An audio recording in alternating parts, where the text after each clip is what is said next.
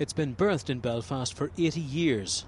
Now HMS Caroline, the only surviving veteran of one of the biggest sea battles of World War I, is under threat again.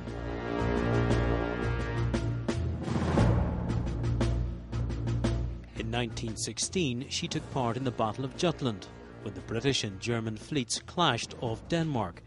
Both she and her crew of more than 300 men escaped unscathed. It was the gunfire, the exploding shells, ships blowing up around them. Terrible thing. It was a very, I was going to say exciting, actually a very scary time for all on board. She was a light cruiser, the eyes of Britain's Grand Fleet. Her speed used to alert bigger and slower warships to any potential threat.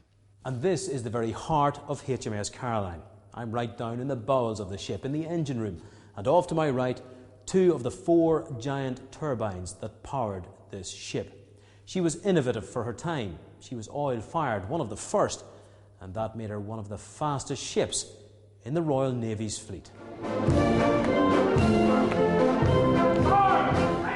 She had been used as a training ship, but was decommissioned, and the Ministry of Defence had agreed to give her to the Museum of the Royal Navy. It has been in talks with the authorities here for 3 years about developing her as a heritage project that would keep her in Belfast. But now the museum says if there isn't a resolution within 2 months, the MOD could sell her and she might be scrapped.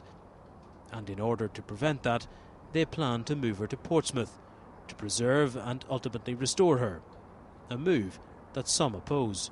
This has got a lot around it. We've got the Titanic Quarter, we've got the Thompson Dock, we've got the Nomadic. If we had that combined into one massive maritime museum, I think it would be fantastic.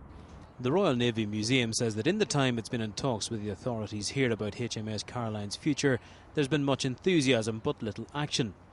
Tourism Minister Arlene Foster says the ship was only decommissioned last year, and her department has been working on keeping it in Belfast since.